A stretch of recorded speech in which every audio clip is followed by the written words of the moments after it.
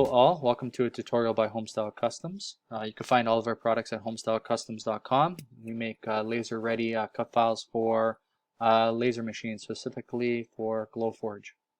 So this is a new product we have. It's the sports series, and it's right now we're looking at the football one.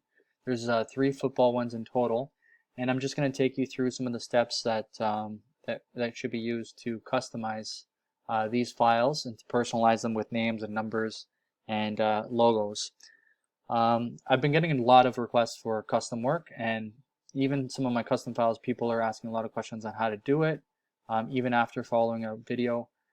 So what I'm looking at is the possibility to open up a set of kind of like a custom SVG part of my Etsy store, which would allow you to ask for requests if it's you know, if you pull an order for like a team and they have a specific logo that they want on one of these, you could send me that logo and I will make it into a cut file for you. So all you would have to do is place it, or you could give me a list of all the names that you need with the numbers, and I'll get that done for you as well.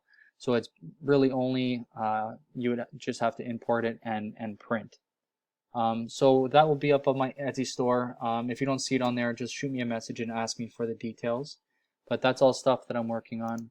I find that a lot of people don't want to get stuck with a lot of the editing work for these things. They just, you know, they're better at different aspects like getting the sales or actually making the physical product. So I'm here to kind of help that and facilitate that. So now that I said that, let's look at this first design and how to customize it. So I'm going to show you the method 1, which is using the template, similar to some of my other designs. And I'm going to show you how that's done. So within the purchase, you're just going to get one of these. It's like a template for the first design. So I'm just going to copy it. I'm going to show you what it looks like on the back of the jersey. So it's basically just fitted on the back of the jersey. So all you would have to do is just come into the template here, add your text. So I'll do what I did in the example, which is my last name. So that's my last name there. So I'm just going to stretch it out and then place it with inside, and like that fits perfectly. If you have a name that's shorter, you could change the spacing on it, right? So just adjust the spacing, reduce the spacing. You could even just like shrink it, you know, you can make it fit, right? So for argument's sake, mine fits in there pretty good. So I'm just going to center that in there. What you want to do is you just want to convert the text to outlines.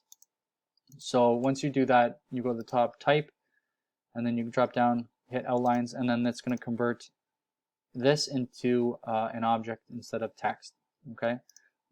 So now this is no longer text, so you can't adjust it. So now all we got to do is we just got to flip it from having a fill to a stroke, and that's pretty much it. All you got to do is save as an SVG and import this file into Glowforge. And then I'll show you how to put that together later on in the video. The next part is like the number, right? So I think we had 5. So all you got to do is basically add a number 5. And you could do this also within the Glowforge app. I think if you have like a premium membership, you could just add text right inside the app. So you would just do the same thing but in the app. So another thing too is the font I'm using. There's so many different types of like jersey type fonts. Like this is like the typical font you would see on the back of a jersey, which is why I chose it. So for the number, you basically just make a number, you size it on the back, right, just to get an idea of the spacing. And then all you would have to do is you do the same thing, convert to outlines. So type at the top, convert to outlines. You'd want to flip this. And then you could so cut it. You could Control or Command X on your device, and then you could go to the same template one, and you can actually just dump it in here too. And you can put it next to each other, right? And then save this. And then when you save this file, it'll import it. You import it into Glowforge, and then it'll basically cut that out, and it's going to leave you a little template for the name just to align all the letters up. So that's the first method, which is pretty easy. The other thing I want to talk about is on the example or the sample, you'll see that there's a logo at the top. Like that's just a logo from a local sports team in my area. So I basically made like a cut file using that logo. So this would be like an idea if you had an order for a bunch of team members of a certain team, you could reach out to me and we could get something made for you where it's like a custom logo that's cut out. Or if you want, you could do the same method where it'd be like a three-dimensional thing and actually place the logo above, like have the logo on the first layer and then have the actual player on the second layer and then a backing on the third. So that's basically it. For the sample, what I did is created a cut file of the logo and then put it on the helmet. So when you'll see the example, I'll show you how to line everything up, and that should be pretty straightforward for you. Thanks. Okay, so here we go. We have it printed, and then we also printed the back. This one here is the offset backing. The other one is going to be just a flush backing, so there's two backings included. One's going to be offset 1/4 of an inch all around, and then the other one is going to just line up flush, so there will be no border. For the example, I just did one that's offset. So here's that template that we printed. So you basically just line it up where you think the center is, which is not too hard. So I think about there. And then you just start gluing your letters and popping them on. All right. So as you're gluing them, just put them on. And this is just going to line everything up and keep it nice and straight for you.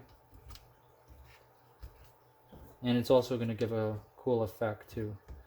So once you have it lined up with the glue and everything, just leave it like that and let it dry. You can take your number, that's the number that we printed, and you don't need a template for this. It's just a simple one letter, one number thing. So line up the number. You could use like the template and just line it up so it looks pretty even.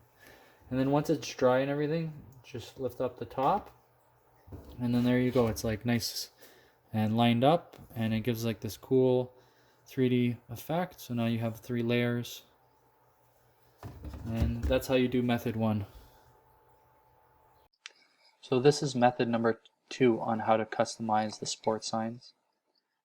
You could use method 1 on this one as well. They're interchangeable. It all depends on what you think of how they look aesthetically. So it's all preference at this point.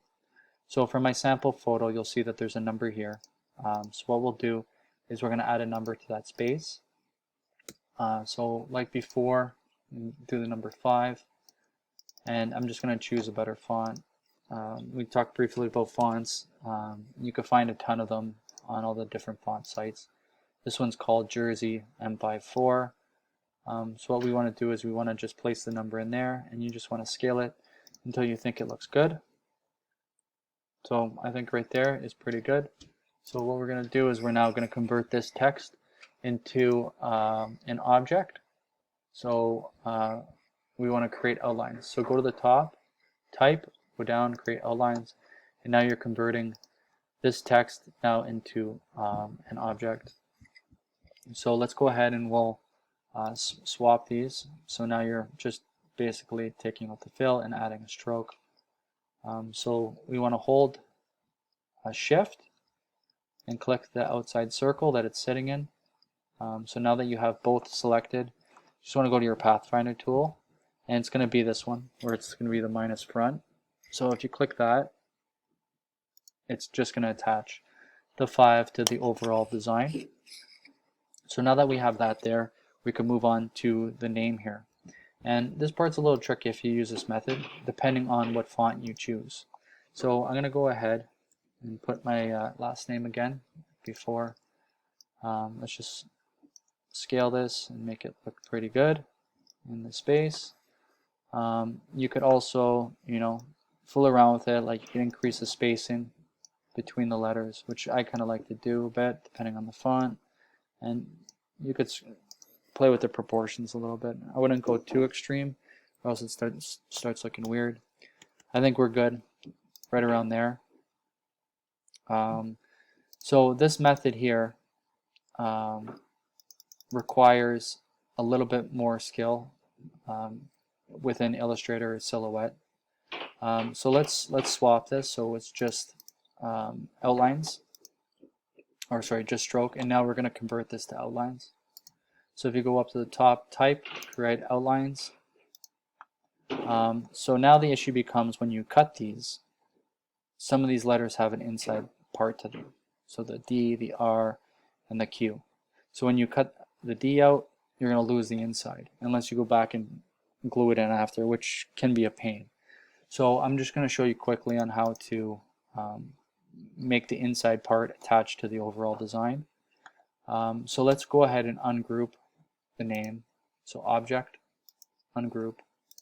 And now that's ungrouped, you could select each letter individually. So all you would have to do is you come in with just a rectangle tool and you could just draw just a small little box. You could center it in the letter, and you could do it from the top or the bottom. So select that, and all you're gonna have to do is that click the minus front, which is this one, minus front. So if you click that, it's just gonna attach that to the overall design. So it depends how many of these are in the name, but you could get away with doing it. It doesn't take a whole lot of time, like a minute at the most, right? And then the Q, right? So it's pretty quick, and you end up with something looking like that, which I think looks great. The other method you could do is we'll just delete this. Oh, so when you have that, you're ready to just save it and print it, and it will cut out all the letters, and you won't lose the middle parts. Okay, so the next method you could do is you could select a font that actually already has like a built-in stencil. So I'm going to go ahead and write my same last name. And what we're going to do is we're just going to search for another font. I do have some that are saved. It should be just in the drop down here. Like there's something like this. There's different versions of these stenciled fonts, which would basically give you the same result. It's already pre-done for you.